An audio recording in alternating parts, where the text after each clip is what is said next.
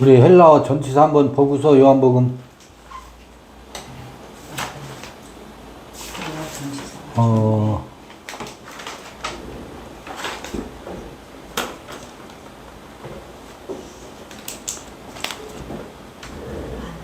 슬쩍 한번 보죠. 원래 이 헬라어 전치사 자주 쓰이는 걸 중심으로 해서 12개, 13개 정도 그림으로 표현하면 이렇게 해볼 수 있죠. 한눈에 보는 헬라어 전치사 공간도표 이렇게 돼 있어요. 그냥 슬쩍 한번 개념 이해를 위해서 헬라어의 전치사는 주로 어떤 의미로 쓰이는지 맨 위에 휴페르라는 전치사가 있죠. 우리 요새 휴페르하고 뭐하고 비교했었어요? 안티전치사하고 비교했었잖아요. 휴페르는 무엇을 위하여 혹은 무엇을 넘어서 그런 뜻이 있어요. 그런데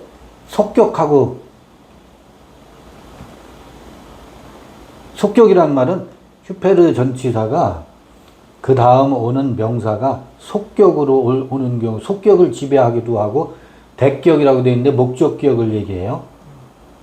대격이란 말은 목적격. 그럴 때 뜻이 좀 다르죠? 속격일 땐 무엇을 위하여, 목적격이 올 때는 무엇을 넘어서,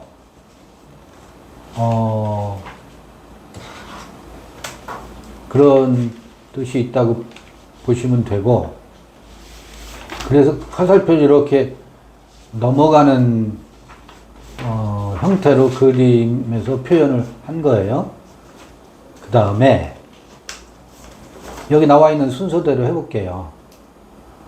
에이스는 화살표가 여기서부터 이 육각형, 입체적인 육각형 안쪽으로 화살표가 가 있잖아요.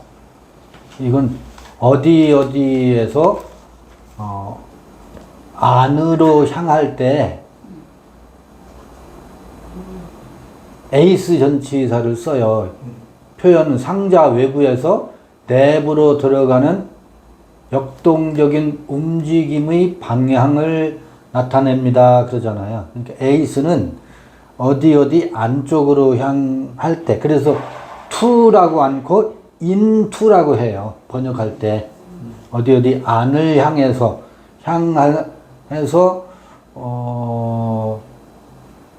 그런 뉘앙스를 담고 있는 것이 에이스 전치사예요. 그래서 into. 그에 반하면 프로스는 에이스는 대격, 목적격을 지배해요. 에이스 전치사는 다음에 주로 목적격이 와요. 그러니까 어떤 전치사는 격을 지배하는 것이 하나만 지배하는 형태로 나타나는 경우가 있고, 어떤 전치사는 속격이나 대격, 어떤 전치사는 세 가지의 경우가 있어요. 속격, 역격, 대격. 목적격이죠. 세 개를 지배하는 전치사가 있고, 두 개를 지배하는 전치사가 있고, 하나만 지배하는 전치사가 있어요. 그냥 그렇구나. 그렇게 외우려고 할 필요도 없고, 그렇구나. 프로스는 그래서 에이스는 into라면 프로스는 무엇을 향하여 혹은 무엇에게로, 영어로 하면 toward 혹은 to. 그래서 여기 화살표는 에이스가 안쪽이라면 프로스는 그냥 어디를 향하여, 이런 개념이에요.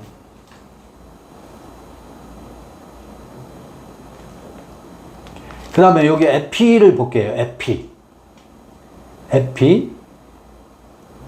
다음에 역격이 올 때는 무엇 위에, 영어로 하면 on이죠, on. 영어로 하면 on인데, 무엇 위에 접촉되어 있을 때도, 에피 전치사를 쓰고, 속격이 와도 위에예요. 속격이 와도 위에고, 에피가 목적격이 와도 위에인데,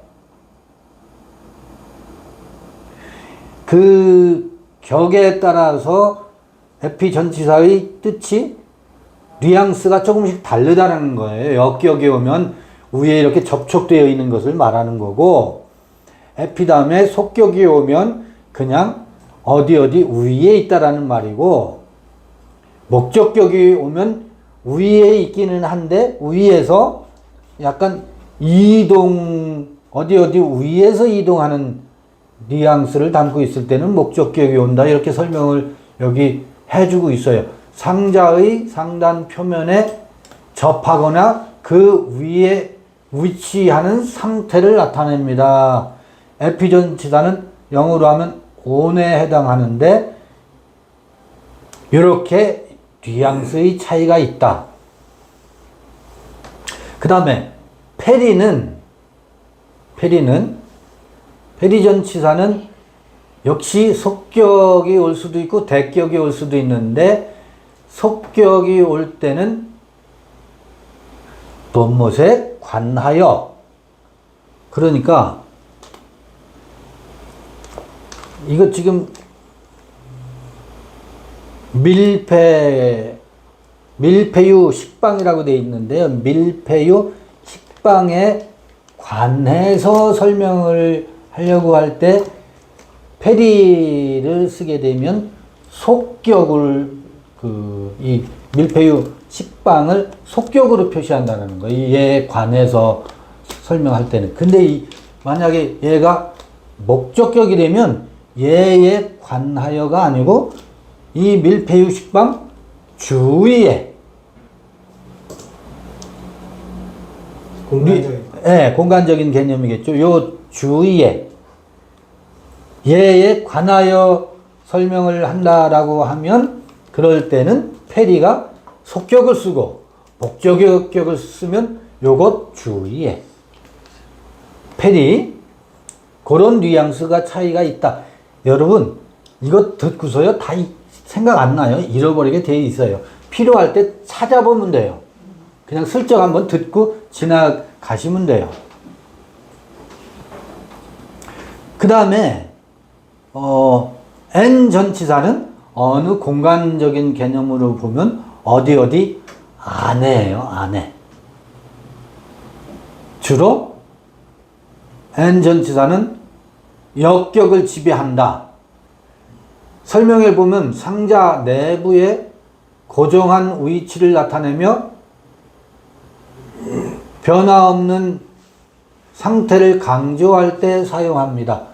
그래서 N 전치사는 영어로 하면 in이죠. in.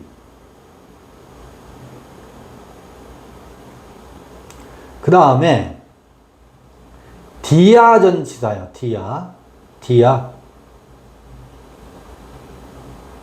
디아는 여기 점선으로 쭉 표시되어 있잖아요. 이거 디아를 설명하는 거예요. 상자 이쪽에서 가운데를 지나서 저쪽을 향하고 있죠. 관통하는 거예요. 무엇을 관통한다. 그래서 무엇을 관통한다 혹은 통하여 할 때는 속격이 쓰여요. 속격.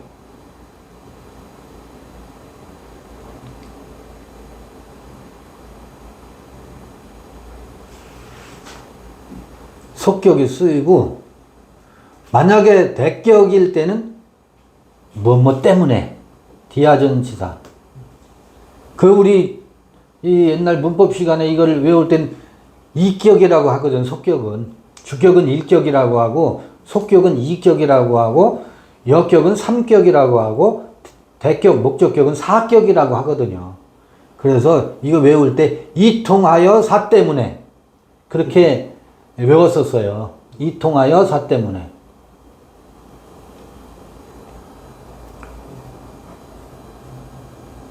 그래서 뭐 예를 들면 그 디아전치사가 이제 접두대 어떤 동사에 접두되기도 해요. 뭐 전치사는 접두어로 많이 사용되기도 하죠. 카타, 에피, 그 페리 이런 거 접두된 걸 요한복음에서 여러분 그 사례를 몇 번 살펴봤을 거예요. 그 다음에 에크는 주로 속격인데 어디 안에서 밖으로 할 때 에크예요. 밖을 향해서 이동하는 것. 영어로 하면 out of로 주로 표현해 주죠. 어디 안에서 밖으로. 밖에서 안으로는 에이스였잖아요. 에이스의 반대 개념으로 생각하면 돼요. 에크는 속격과 주로 쓰인다. 에크는 그 이격을 지배해요. 속격만. 네, 속격만 지배해요. 그래서 탈출이나 어디 내부에서 경계를 지나 밖으로 나오는 그런 것을 표현할 때 에크를 사용한다. 파라라는 전치사를 볼까요? 파라 전치사는 2격, 3격, 4격을 지배해요. 그래서 속격을 지배할 때는 파라 무엇으로부터 기원을 나타낸다. 혹은 역격을 지배할 때는 무엇 곁에 서 있는 것, 정지 상태래요. 곁에 역격을 지배할 때는. 그 다음에 파라가 대격을, 그 다음 명사가 대격 형태로 나오면 곁으로, 그 대격 명사 곁으로 이동하는, 곁으로는 곁으로인데 곁에 붙박이로 정지해 있느냐, 그 곁을 향해서 이동하고 있느냐, 그런 뉘앙스의 차이는 무엇으로? 격으로 표시해 준다. 역격일 때는 곁에 서 있는 정지 상태고, 대격이 파라전치사와 쓰이면 곁을 향하여서 이동하고 있는 그런 관계를 표시해 준다. 격에 따라 상자의 옆면을 기준으로 한 기원, 정지 상태, 위치의 이동, 이런 뉘앙스의 차이가 있다. 그 다음에 아포라는 전치사 있어요. 아포는 속격을 지배하는데, 아포는 뭐뭐로부터예요. 이를테면 이 식빵으로부터 점점 멀어지는 개념이에요.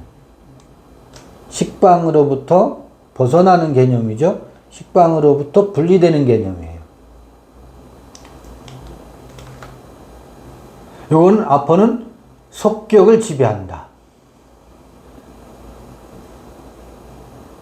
그래서 여기 상자의 표면이나 근처에서 시작하여 멀어지는 분리의 시작점을 의미합니다. 이렇게 설명하고 있어요.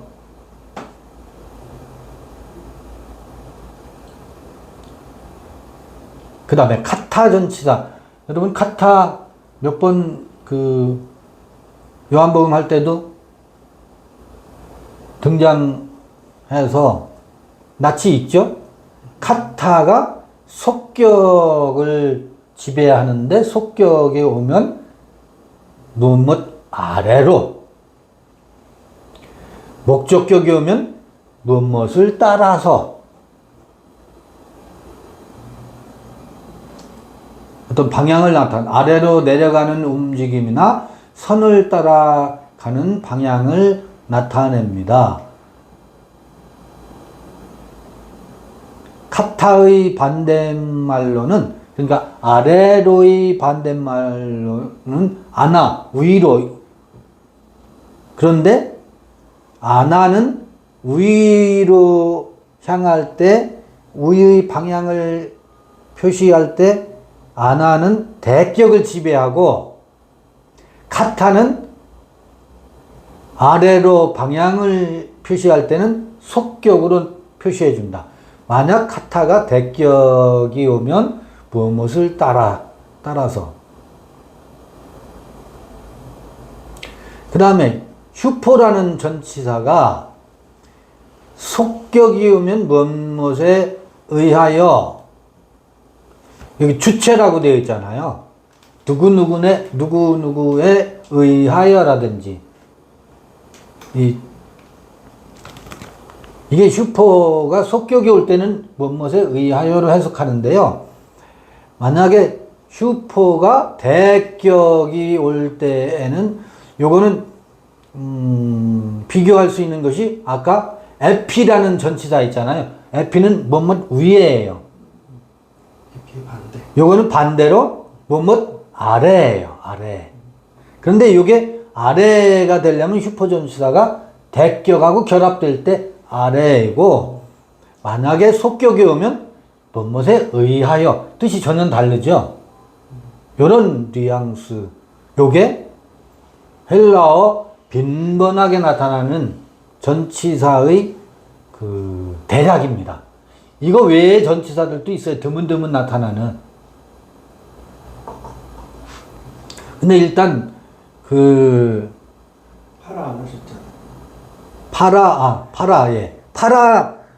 파라가 빠졌네요. 파라는 속격으로 하면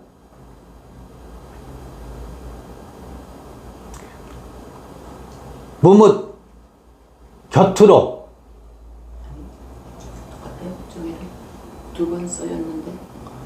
두 번 쓰인 거는, 여기 위에 파라가 여기 설명이 있었네요. 이게, 여기 설명이 있었는데, 이거는 파라가 아니고, 아니면 얘가 에라를 일으켰네요. 에라. 그건 아니네. 예. 여기서 설명이 있었어요. 이거 두 번 설명했네요. 다른 그림을 한번 볼게요. 다른 그림. 뭐 공간 개념으로 이렇게 슬쩍 볼 수 있죠? 한눈에 보는 헬라 전치사 공간 개념도 해서 아나, 에피, 슈페르 전부 우위 쪽 방향이 있는데, 아나는 우위의 방향을 나타내고 에피는 우위에 접촉해 있는 것을 나타내고, 슈페르는 뭐라고 해요? 우위하여도 되고 우위에서 넘어가는 거. 초월이라고 할까요? 무엇을 넘어갈 때. 그래서 위쪽에서 묶어놓을 수 있는 게 아나, 에피, 슈페르인데, 아나는 방향 위를 향해서 가는 거고, 에피는 위에 있는 거고, 위에 있는 것도 다음 오는 명사의 격에 따라서 위에 붙어 있느냐, 위에서 이동하느냐, 위쪽에 있느냐, 그 뉘앙스가 3개 있다는 거 아까 보셨죠? 페리는 뭐 주변에 이렇게 어라운드라고 할까요? 이렇게 주변에 할 때 페리, 둘레. 에크와 아포, 뭐뭐로 붙었는데, 에크는 안에서 밖으로. 아포는 이 공간 개념으로 하면 안에서 밖으로가 아니고, 면에서 점점 떨어지는 그런 뉘앙스죠. 디아는 무엇을 관통할 때. 근데 여기서 무엇을 통하여지만 이게 사격이 올 때는 때문에라는 것 기억나실까요? 아까 설명해서.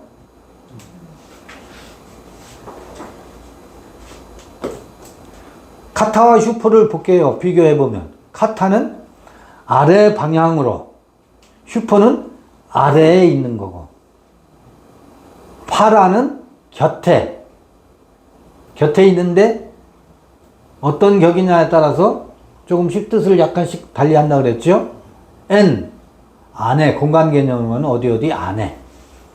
에이스는 밖에서 안을 향해 있는 거고, 프로스는 안을 향해 있는 게 아니라 육각형 쪽을 향해서. 이런 정도의 그 대략적인 컨셉을 갖고 계시면 구체적인 어떤 텍스트에서는 이제 어떤 격을 지배하느냐에 따라서 뉘앙스가 약간씩 다르다 하는 정도 개념을 갖고 계시면 앞으로 헬라 텍스트를 공부하는데 참고가 되겠습니다. 뭐 이렇게 또 그려봤고요. 이거 제가 AI한테 그려달라고 요청을 해서 도움을 받은 그림들이에요. 이 세 개가. 그러니까 이게 원래 전통적으로 그 둥그런 옛날 문법, 전통적인 문법서에는 동그라미를 그려놓고 이 공간 위치 개념을 가지고 설명을 해요. 그 전통적인 그림을 AI한테 부탁해서 새롭게 그려달라고 했더니 이렇게 그려주더라고. 새로운 게 입체감이 있어서. 네, 네. 주격을 지배하는 경우는 하나도 없네요. 그렇죠? 네, 주격을 전치사는 지배하는 경우 하나도 없어요. 2격, 3격, 4격. 예. 3개 지배하는 경우 있고 2개 하는 경우 있고 하나 하는 경우. 그렇습니다. 이게 영어하고 다른 점이에요. 3개 지배하는 게 파라하고 에피네요. 네.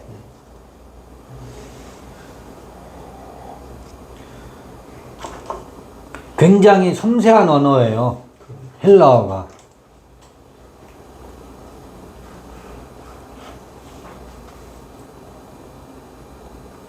그러니까 요거 제가 단톡방에 여러분 올려드렸으니까 3개 그림 전부 다 요걸 참고하시고 또 전치사 설명문은 그것도 제가 올려드렸을 거예요. 이 설명문 정돈한 거 있잖아요. 이 설명문 정돈한 것도 AI에게 제가 정돈을 요청을 해서 정돈한 거예요. 일반 문법서도 참고해서 요거 팁으로 여러분들 참고하시면 좋겠습니다. 그 그림하고 요거는 네. 출력해서 여기 교재 맨 앞이나 뒤에다 해주면 좋을 것 같아요. 네, 그래도 좋아요. 수시로 보세요. 수시로 이렇게 약어표처럼 참고하면 그 텍스트를 아주 섬세하게 읽어야 할 때 그럴 때 굉장히 도움이 될 겁니다.